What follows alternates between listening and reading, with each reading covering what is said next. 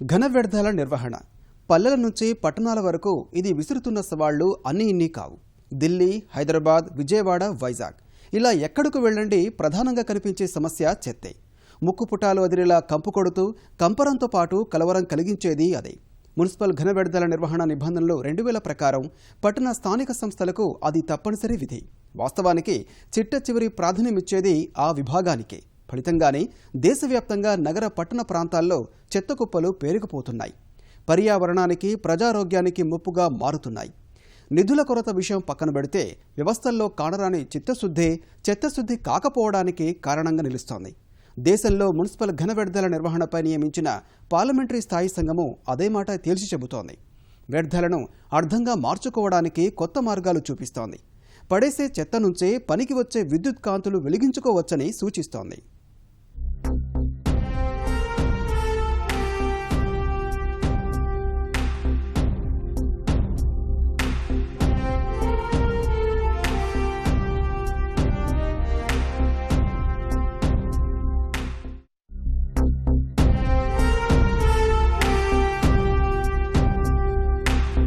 స్వచ్ఛ భారతం 2019 కల్లా సాధించి తీరాలనే గట్టి సంకల్పం.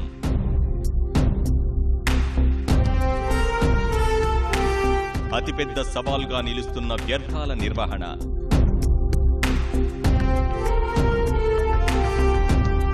ఇంటి నుంచి బహిరంగ ప్రదేశాల వరకు ఎక్కడ చూసినా ప్రస్తుతం వేధిస్తున్న ప్రధాన సమస్య చెత్త.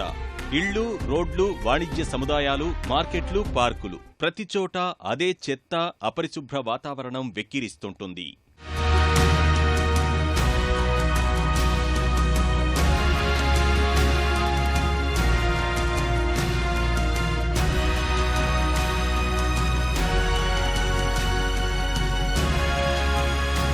కాగితాలు, ప్లాస్టిక్, పాత వస్త్రాలు, గాజు పెంకులు, జీవ నిర్మాణ వ్యర్థాలతో కూడిన చెత్త కుప్పలు మీటర్ల ఎత్తు పేరుకుపోయి కనిపిస్తుంటాయి. కేంద్ర ప్రభుత్వం అంచనాల ప్రకారమే దేశం మొత్తం మీద మున్సిపాలిటీల పరిధిలో ఏటా 62 మిలియన్ టన్నుల ఘన వ్యర్థాలు పోగవుతున్నాయి. అందులో 82% సేకరణకు నోచుకుంటోంది. 18% ఎక్కడికక్కడ మిగిలిపోతోంది. సేకరించిన చెత్తలోనూ 28% శుద్ధి జరుగుతోంది. దేశంలో వ్యర్థాల నిర్వహణ ఎంత అస్తవ్యస్తంగా, అసమగ్రంగా ఉందో ఈ లెక్కల్ని బట్టే అర్థం చేసుకోవచ్చు. సమస్య అక్కడితోనే అయిపోలేదు. 2031 నాటికి మున్సిపల్ వ్యర్థాలు ఏడాదికి 165 మిలియన్ టన్నులకు చేరతాయని అంచనా. అంటే 15 ఏళ్లలోనే చెత్తగుట్టలు 100 మిలియన్ టన్నులు పెరగనున్నాయి. అప్పటికి చెత్త వేయడానికే దేశవ్యాప్తంగా 66,000 హెక్టార్ల భూమి కావాలి. గజం స్థలం బంగారంగా మారుతున్న నేటి తరుణంలో అంత భూమి చెత్తకు వదలటం సాధ్యమయ్యే పనేనా? దేశానికింత సామర్థ్యమూ లేదన్నది నిజం.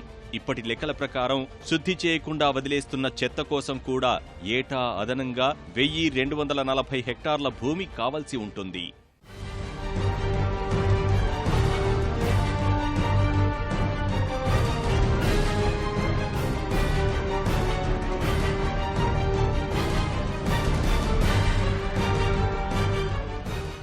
దేశంలో ఈ రోజుకి ఏ ఒక్క నగరం 100% శాస్త్రీయ విధానాల్లో చెత్త నిర్వహణ చేయడం లేదు. పెరుగుతున్న పారిశ్రామికీకరణ, పట్టణీకరణ, జీవన విధానాల్లో మార్పుల రీత్యా వ్యర్థాల నిర్వహణపై తక్షణం దృష్టి పెట్టాల్సి ఉంది. నగరాల్లోని నీటి వనరులు, ప్రజా ఉపయోగ ప్రదేశాల పరిరక్షణ రీత్యా అది తప్పనిసరి కూడా. మరి ఈ సమస్యకు పరిష్కారం ఎక్కడ? చెత్తపీడ శాశ్వతంగా విరగడ చేసుకోవడం ఎలా?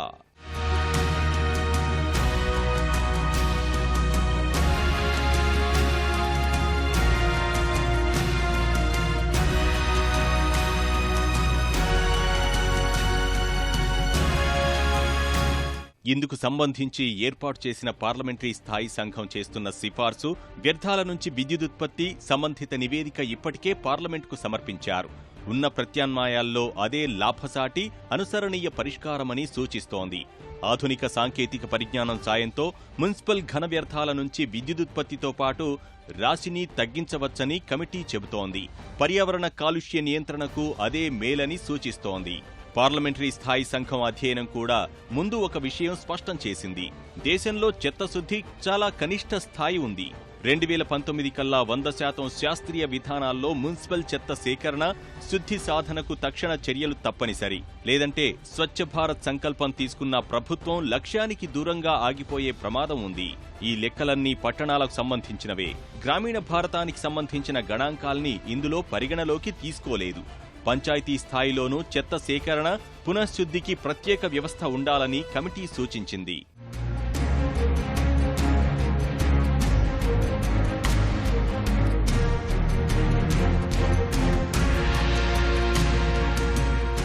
ప్రస్తుతం దేశవ్యాప్తంగా 500 మెగావాట్లుగా ఉన్న చెత్త నుంచి విద్యుత్ స్థాపిత సామర్థ్యాన్ని 2031 నాటికి 1075కి, 2050 నాటికి 2780 మెగావాట్లకు తీసుకొని వెళ్లాలని లక్ష్యంగా పెట్టుకున్నారు. వాస్తవానికి అభివృద్ధి చెందిన దేశాలతో పోలిస్తే మన దేశంలో ఇంకా చెత్త ఉత్పత్తి తక్కువే. అక్కడ రోజుకి 2.5 కిలోల తలసరి చెత్త ఉత్పత్తి అవుతుంటే భారత్ నగరాల్లో అది 450 గ్రాములుగా ఉంది. చిన్న స్థాయి పట్టణాల్లో 200 నుంచి 300 గ్రాములు వస్తోంది. మధ్యశ్రేణి పట్టణాల్లో 300 నుంచి 400 గ్రాములు, పెద్ద నగరాల్లో 400 నుంచి 600 గ్రాముల తలసరిగా ఉంది.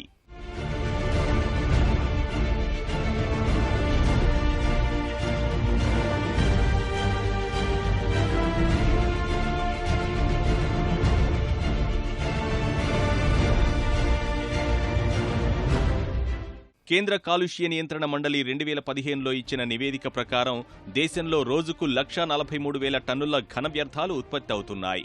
వ్యర్థం నుంచి విద్యుత్పై ఏర్పాటు చేసిన టాస్క్ ఫోర్స్ ఇచ్చిన నివేదిక ప్రకారం 1996 నుంచి 2011 మధ్య వ్యర్థాల్లో కాగితం 380%, ప్లాస్టిక్ 1650% పెరిగాయి. వాటి నిర్వహణకు కొత్త పద్ధతులు అవసరమని చెప్పకనే చెబుతున్నాయి. ఉత్పత్తి స్థానం నుంచే చెత్త సేకరించే పక్కా విధానాల అమల్లోని చాలా నగరాలు, పట్టణాలు వెనుకబడే ఉన్నాయి. సేకరించిన చెత్తను శాస్త్రీయ విధానాల్లో వేరు చేసే పద్ధతులు ఇంకా పూర్తిగా అలవాటు చేసుకోలేదు. అందుకనే ముందు తడి, పొడి చెత్తలను వేరువేరుగా చేయడంలో ప్రజలకు ఇంకా అవగాహన కలిగించాలని పార్లమెంటరీ స్థాయి సంఘం సూచిస్తోంది. తప్పనిసరి చేయాలని చెబుతోంది. ఈ నిబంధనను అందుకోని వారిపై జరిమానా విధించే అంశాన్ని పరిశీలించాలని పేర్కొంది పార్లమెంటరీ స్థాయి సంఘం. కేంద్ర పట్టణాభివృద్ధి శాఖ వద్దనున్న వివరాల ప్రకారం ప్రస్తుతం దేశంలో 92.4 మెగావాట్ల సామర్థ్యంతో చెత్త నుంచి విద్యుదుత్పత్తి చేసే 7 కేంద్రాలు పనిచేస్తున్నాయి. 40.6 మెగావాట్ల సామర్థ్యం గల 4 ప్లాంట్లు నిర్మాణం పూర్తి చేసుకుని వివిధ కారణాలతో నిరుపయోగంగా ఉన్నాయి. 241 మెగావాట్ల సామర్థ్యం గల 31 ప్లాంట్లు నిర్మాణంలో ఉన్నాయి. 163.5 మెగావాట్ల సామర్థ్యం గల 21 ప్లాంట్లు టెండర్ల దశలో ఉన్నాయి. ఈ పరిస్థితులను మరింత ముందుకు తీసుకువెళ్లి చెత్త సమస్యకు పరిష్కారం కనుగోవాలని పార్లమెంటరీ స్థాయి సంఘం సూచిస్తోంది. వ్యర్థాల నుంచి విద్యుత్ కేంద్రాలు ఎదుర్కొంటున్న కొన్ని సమస్యలను పార్లమెంటరీ స్థాయి సంఘం గుర్తించింది. వాటిల్లో ముఖ్యమైనవి ప్లాంట్కు సరిపడా చెత్తను నిరంతరాయంగా సరఫరా చేయడంలో వైఫల్యాలు, ముందుగా అంగీకరించిన మొత్తాల్ని చించకపోవడం, చెత్త నుంచి తయారు చేసే ఉత్పత్తులకు మార్కెట్ కల్పించడంలో వైఫల్యం. వీటిని అధిగమించాలంటే ఏం చేయాలో కూడా కమిటీ సూచించింది. మొదట ప్లాంట్లకు సరిపడా చెత్త సరఫరా చేయడానికి సేకరణ విధానాన్ని మెరుగుపరచాలి. ప్రోత్సాహకాలిచ్చే అంశాన్ని పరిశీలించాలి. కేంద్ర విద్యుత్ చట్టాన్ని సవరించి పంపిణీ సంస్థలు వ్యర్థాల నుంచి ఉత్పత్తి చేసే విద్యుత్ కొనుగోలు చేయడాన్ని తప్పనిసరిగా పేర్కొనాలి. స్వచ్ఛ భారత్ మిషన్ కింద ఈ విద్యుత్ కేంద్రాల వ్యయంలో 20% కేంద్ర ప్రభుత్వం సహాయం చేయాలి. ఇప్పటి వరకు దేశంలో ఇలా వ్యర్థాల నుంచి విద్యుదుత్పత్తి చేసే ప్లాంట్లు చాలా వరకు ప్రైవేట్ రంగం ఆధ్వర్యంలోనే ఉన్నాయి. పీపీపీ విధానంలో వచ్చిన వాటిల్లో చాలా వరకు విఫల నమూనాగా మిగిలిపోయాయి. ఆ పరిస్థితుల్లో మార్పు తీసుకుని రావాలి. ఉదాహరణకు చూస్తే ఢిల్లీ ఓక్లా ప్లాంట్ పనితీరు సంతృప్తికరంగా ఉండగా పూణే ప్లాంట్ పూర్తిగా వైఫల్య నమూనాగా పార్లమెంటరీ స్థాయి సంఘం పేర్కొంది. అందుకే దేశంలోని మిగిలిన నగరాల్లో మున్సిపల్ వ్యర్థాల నిర్వహణకు ఢిల్లీ నమూనాను అనుసరించవచ్చని కమిటీ సూచించింది.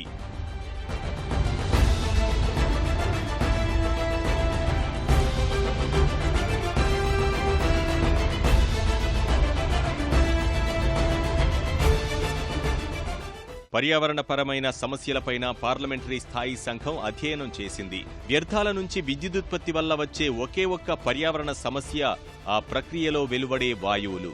అందుబాటులో ఉన్న ఆధునిక సాంకేతికతతో ఆ సమస్య అధిగమించవచ్చని కమిటీ అభిప్రాయపడింది. ఈ కేంద్రాలు ఏర్పాటు చేసిన చోట్ల స్థానికుల నుంచి దుర్వాసనపై ఫిర్యాదుల పరిష్కారానికి విద్యుత్ కేంద్రాలు ప్రమాణాల మేరకు పనిచేయాలని, అలా కాక కట్టుతప్పిన వారికి జరిమానా విధించాలని సూచించింది. అంతర్జాతీయంగా చూసినప్పుడు ప్రపంచవ్యాప్తంగా ఇప్పటికే 2200 వరకు వ్యర్థాల నుంచి విద్యుదుత్పత్తి చేసే కేంద్రాలు పనిచేస్తున్నాయి. ఏటా 255 మిలియన్ టన్నుల వ్యర్థాలకు పరిష్కారం చూపిస్తున్నాయి. వచ్చే ఏడాది చివరకు మరో 180 ప్లాంట్లు కొత్తగా చేరతాయని, 52 మిలియన్ టన్నులు అదనంగా వ్యర్థాల నిర్వహణ జరుగుతుందని అంచనా. యూరప్, జపాన్, ఆస్ట్రేలియా, చైనా, అమెరికాల్లో అధునాతన సాంకేతికత ఉపయోగించి ఈ విద్యుత్ కేంద్రాలను ఏర్పాటు చేశారు. మన దేశంలో కూడా అదే స్ఫూర్తితో వ్యర్థాల నుంచి విద్యుత్ కేంద్రాల ఏర్పాటు జరగాలని పార్లమెంటరీ స్థాయి సంఘం పేర్కొంది. నిజానికి మన రాజ్యాంగం ప్రకారం మున్సిపల్ వ్యర్థాల నిర్వహణ రాష్ట్రాల పరిధిలోని అంశం. 74 రాజ్యాంగ సవరణ ప్రకారం ఆ నిర్వహణను పట్టణ స్థానిక సంస్థలకు బదలాయించాల్సి ఉంది. నేటికి అది పూర్తి స్థాయిలో జరగలేదు. అందుకే నిర్వహణ బాధ్యత, ప్రణాళికలు, నమూనాలు, అమలు, పనులు స్థానిక సంస్థలు, సంబంధిత ఏజెన్సీలు, రాష్ట్ర ప్రభుత్వాలు ముగ్గురి చేతుల్లో ఉంటున్నాయి. నీతి ఆయోగ్ లెక్కల ప్రకారం మున్సిపాలిటీల వ్యర్థాలపై చేస్తున్న వ్యయాల్లో 60 నుంచి 70% రోడ్లు ఊడ్చడానికి, 20 నుంచి 30% రవాణాకు, 5% కంటే తక్కువ మిగిలిన ఏర్పాట్లకు కేటాయిస్తున్నారు. ఈ మధ్య శాస్త్రీయ విధానాల గురించి ఆలోచించే అవకాశం ఎక్కడ ఉంది? అందుకే పట్టణ స్థానిక సంస్థలు వ్యర్థాల నిర్వహణకు సమగ్ర సమీకృత విధానాలు అమల్లోకి తేవాలని పార్లమెంటరీ స్థాయి సంఘం సూచిస్తోంది. కేంద్ర విద్యుత్ నియంత్రణ సంఘం నోటిఫై చేసిన నిబంధనల ప్రకారం వ్యర్థాల నుంచి ఉత్పత్తి చేసే విద్యుత్కు యూనిట్కు ₹7.90గా ధర నిర్ణయించారు. అలా కాక పోటీతత్వం ఉండేలా బిడ్డింగ్ ప్రక్రియతోనే పారదర్శకత వస్తుందని పార్లమెంటరీ స్థాయి సంఘం అభిప్రాయపడింది. ఆంధ్రప్రదేశ్, పంజాబ్లను అందుకు ఉదాహరణగా చూపింది.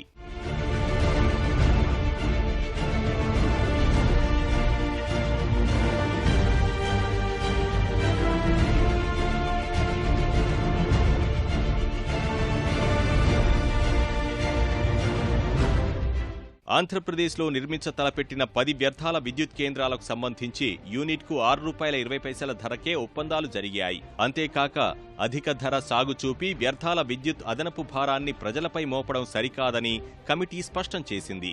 వ్యర్థాల నిర్వహణ రాష్ట్ర ప్రభుత్వాలు, పట్టణ స్థానిక సంస్థల బాధ్యత కాబట్టి ఆ భారం వారే భరించాలని పేర్కొంది. ఇంతవరకు బాగానే ఉన్న వ్యర్థాల నుంచి విద్యుదుత్పత్తికి సంబంధించి తెలుగు రాష్ట్రాలకు ఉన్న గత అనుభవాలు మాత్రం ప్రతికూల ఫలితాలే ఇచ్చాయి. విజయవాడలో ప్రారంభించిన 6 మెగావాట్ల విద్యుత్ ప్లాంట్ లాభసాటిగా లేదని మూతవేశారు. మహబూబ్ నగర్ జిల్లాలో నిర్మించిన 6 మెగావాట్ల విద్యుత్ కేంద్రానిది అదే పరిస్థితి. గోదావరి జిల్లాల కోసం వేమగిరి వద్ద నిర్మించిన మరో ప్లాంట్లోనూ విద్యుదుత్పత్తి ప్రారంభం కాలేదు. ఆ లోటుపాట్లు సరిదిద్దుకుంటేనే ఇకనైనా మంచి ఫలితాలు అందుకునే అవకాశం ఉంటుంది. శతాబ్దాల చరిత్ర ఉన్న చారిత్రక నగరం, దశాబ్దాల కిందటే నగరపాలిక హోదా పొందిన ముఖ్య నగరం, రాజకీయ మేరు నగధీరుల కేంద్రస్థానం, ఈ మధ్యనే రాజధాని హోదా దక్కించుకున్న ప్రస్థానం. కానీ ఇవేం గుంటూరు గీత మార్చలేకపోతున్నాయి. రాజధాని హోదా దక్కించుకున్న నగరం రాత మాత్రం మార్చలేకపోతున్నాయి. అసమగ్ర ప్రణాళికతో అసౌకర్యాల నటుమ నెట్టుకొస్తోంది. రాజధాని పరిధిలో ప్రధాన నగరంగా ఉండి కనీస సౌకర్యాలకు నోచుకోకుండా ఉంది గుంటూరు. తక్షణం రాత మార్చాలని విజ్ఞప్తి చేస్తోంది.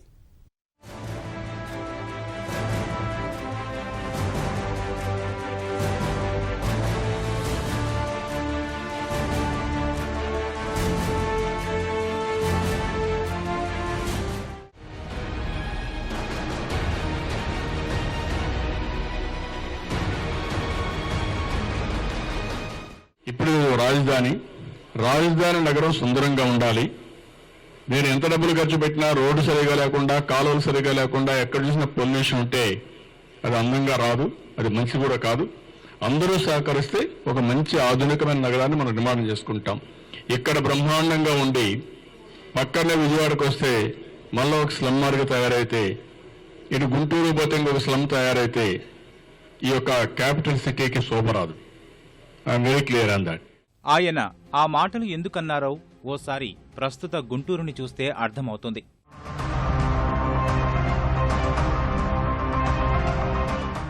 ఊరంతా గోతులు ఉండడం వల్ల ఒకప్పుడు గుంటూరుని గుంతలూరు అని పిలిచేవారంట.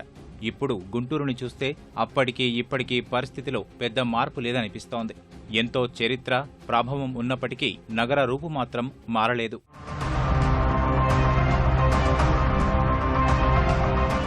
ఉమ్మడి ఆంధ్రప్రదేశ్లో ఇప్పటి నవ్యాంధ్రలో రాజకీయంగా, వ్యవసాయకంగా, వ్యాపారపరంగా గుంటూరుది ప్రత్యేక స్థానం. 150 ఏళ్ల క్రితమే మున్సిపాలిటీ అయిన చరిత్ర. 1994లోనే మున్సిపల్ కార్పొరేషన్ హోదా లభించింది. అనేక కార్పొరేట్ విద్యా సంస్థలకు పుట్టినిల్లైన గుంటూరు వ్యవసాయాధారిత పరిశ్రమలకు కేంద్ర స్థానం. రవాణా పరంగా రైల్వే డివిజనల్ కేంద్రం. దాదాపు 8.5 లక్షల జనాభా ఉంది. ఎన్ని ఘనతలున్నా నగర వాతావరణానికి అనుగుణంగా మౌలిక వసతుల కల్పన మాత్రం ఇప్పటికీ కలగానే ఉంది.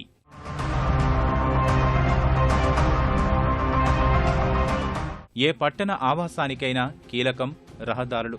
కానీ అధ్వాన్నం అన్న పదానికే అసలు అర్థంలా గుంటూరు రోడ్లు తయారయ్యాయి. గజానికో గొయ్యి నగరవాసుల సహనానికి పరీక్ష పెడుతుంటుంది. వర్షం కురిసిందంటే బురదమయంగా మారే రోడ్డుపై ప్రయాణం తీవ్ర అసౌకర్యంగా మారుతుంది. నగరానికే కీలకమైన ప్రాంతాలుగా చెప్పుకునే చోట్లే పరిస్థితి అధ్వాన్నం.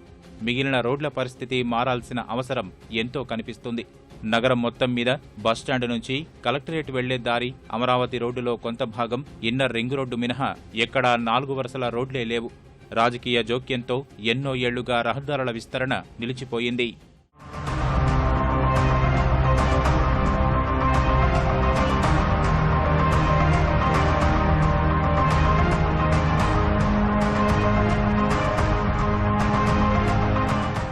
నగరంలో అరండల్పేటకు వచ్చే దారిలో రైల్వే లైన్ వంతెనపై వాహనాలు ఒకదానికొకటి రాసుకుంటూ వెళ్లినట్లే ఉంటుంది.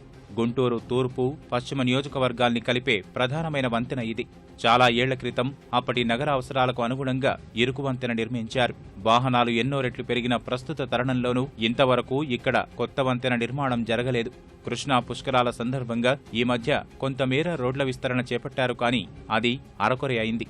నల్లచెరువు ప్రాంత దారైతే మురికి కూపంలా తయారైంది. నెలలుగా ఇక్కడ కాలనీవాసులు మురుగునీటితో సావాసం చేస్తున్నారు.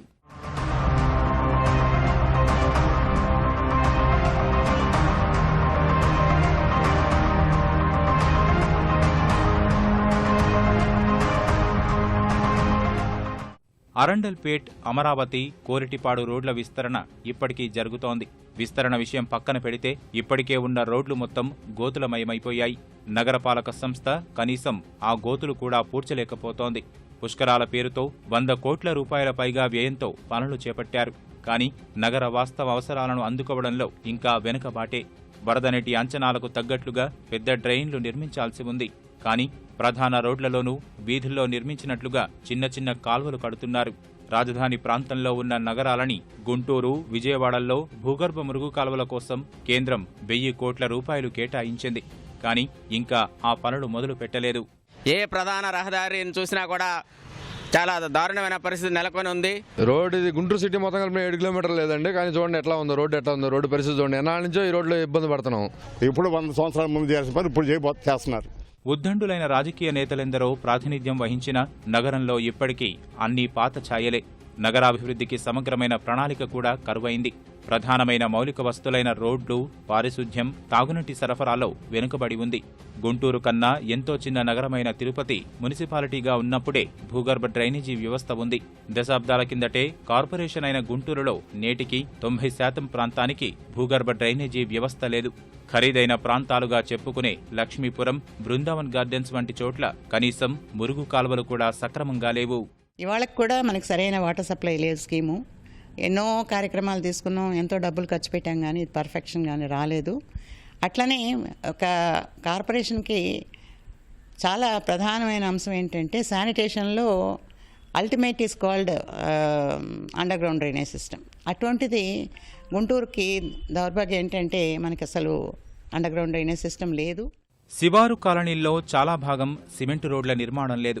నగరం చుట్టుప్రక్కల ఉన్న 7 గ్రామాల్ని కార్పొరేషన్లో కలిపారు. ఇప్పటికీ పట్టణ మౌలిక వసతుల కల్పన మాత్రం చేయలేదు. కార్పొరేట్ స్థాయిలో పన్నులు మాత్రం వసూలు చేస్తున్నారు. గతుకుల రోడ్లు, కంపు కొడుతున్న కాల్వలతో గుంటూరు వాసులు వినోదం గురించి మరచిపోయి చాలా కాలమైంది. ఎప్పుడైనా సెదతీరదామని పార్కులకు వెళ్లినా కొద్దిసేపు కూడా అక్కడ ఉండే పరిస్థితి లేదు. తలమానికమైన పార్కు ఒక్కటీ లేదు. ఊరిలోనే ఆహ్లాదకరంగా ఉండే చెరువులు 4-5 ఉన్నాయి. వీటినన్నా పర్యాటకంగా, ఉద్యానవనాలుగా ఇన్నాళ్లు మార్చలేకపోయారు. క్రీడా సౌకర్యాలు అంతంత మాత్రమే. మరి రాయలసీమ ప్రాంతం వాళ్ళు, ఈస్ట్ వెస్ట్ ప్రాంతం వాళ్ళందరూ కూడా గుంటూరు విపరీతంగా అభివృద్ధి చెందుతుంది, విజయవాడతో పాటు సమానంగా అభివృద్ధి చెందుతుందని భావిస్తున్నారు. కానీ గుంటూరు నగరం మాత్రం మరి అభివృద్ధి చెందటం లేదు.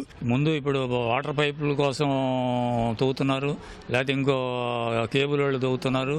మళ్ళీ ఇంత మట్టికి అండర్ గ్రౌండ్ డ్రైనేజీకి తవ్వలేదు. ఇవన్నీ ఇన్స్టాల్మెంట్లో గవర్నమెంట్ కూడా చాలా ఖర్చు అయ్యే విధంగా ఉంటున్నాయి. ఈ మధ్యనే ఓ 10 కోట్ల వ్యయంతో నగరంలోని 3 చెరువుగట్లు ఉద్యానవనాలుగా తీర్చిదిద్దే పనికి టెండర్లు పిలిచారు. అవి ఎప్పటికి పూర్తవుతాయో ఎవ్వరూ చెప్పలేరు. ఎందుకంటే నగర ప్రజలు సామాజిక కార్యక్రమాలు నిర్వహించుకోవడానికి సాంస్కృతిక సభల కోసం ఉద్దేశించిన ఆడిటోరియంనే జీఎంసీ 16 ఏళ్లుగా పూర్తి చేయలేకపోయింది. దాతలు 35 లక్షలు సమకూర్చిన మిగిలిన మొత్తం సర్దుబాటు చేసుకోవడం, పని పూర్తి చేయడంలోనే మీనమేషాలు లెక్కిస్తూనే ఉన్నారు. ఇప్పటికీ గుంటూరు వాసులకు ప్రైవేటు కళ్యాణ మండపాలే దిక్కు.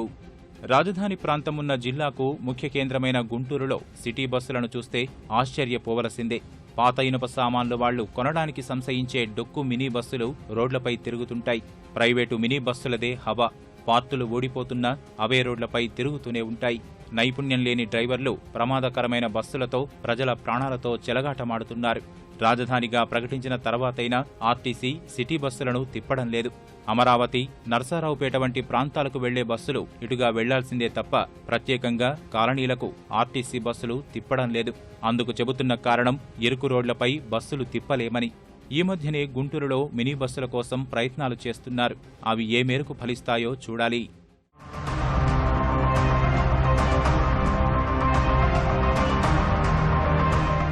ఒక అభివృద్ధి చెందిన నగరంగా గుంటూరును అభివృద్ధి చేయడానికి అన్ని అవకాశాలు ఉన్నాయి, వనరులు ఉన్నాయి. లేనిదల్లా రాజకీయ సంకల్పమే. సమగ్ర దృష్టితో అభివృద్ధిపై ఎవరూ దృష్టి సారించలేదు. ఐటీసీ వంటి భారీ పరిశ్రమలు, ఎన్నో ప్రైవేటు మిల్లులున్న నగరంలో వారందరి సహకారంతో నగర అభివృద్ధికి ప్రణాళికలు వేసేందుకు ఆస్కారముంది. ఆ దిశగా దృష్టి సారించలేదు.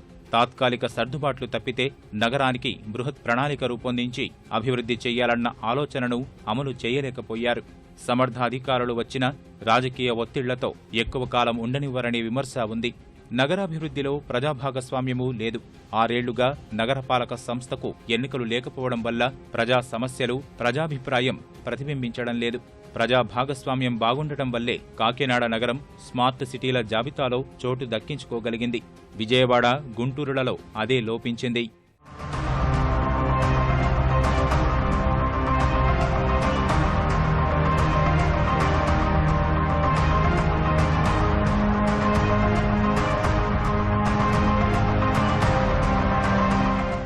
ఇన్నాళ్లుగా ఎలాగో నిర్లక్ష్యం ఆవహించింది. రాజధాని ప్రకటన తర్వాత నగర అభివృద్ధిపై ఈ ప్రాంతవాసుల్లో ఆశలు మొలకెత్తుతున్నాయి. ఇప్పటికైనా మౌలిక వస్తుల కల్పన మెరుగవుతుందేమో అన్న ఆశ వారిలో వ్యక్తమవుతోంది. వారి ఆకాంక్షలను నిజం చేయాల్సిన బాధ్యత రాజకీయ, అధికార వర్గాలపైన ఉంది. నవ్యాంధ్ర రాజధాని అమరావతిని ప్రపంచ స్థాయి ప్రమాణాలతో నిర్మించాలని ప్రభుత్వం ప్రయత్నాలు చేస్తోంది. అయితే రాజధాని ప్రాంతంలోని నగరాల్లో మాత్రం ఆ స్థాయి మౌలిక సదుపాయాలు లేవు. మరీ ప్రధానంగా గుంటూరు పరిస్థితి మరింత అధ్వాన్నంగా ఉంది. దశాబ్దాల తరబడి నిర్లక్ష్యం, నగర నిర్మాణంపై ముందు చూపులేనితనం ఇక్కడ స్పష్టంగా కనిపిస్తూ ఉన్నాయి. ఇప్పటికీ కూడా గుంటూరు అభివృద్ధి కార్యక్రమాల్లో స్పష్టమైన ప్రణాళిక కరువడింది. ప్రభుత్వం పూనుకొని ప్రత్యేక సమగ్రమైన ప్రణాళిక రూపొందించకపోతే అమరావతి స్థాయి ప్రమాణాలు అందుకోవడం కష్టం. గుంటూరు నుంచి కెమెరామెన్ కేశవ్తో నాగేశ్వరరావు, ఈటీవీ న్యూస్.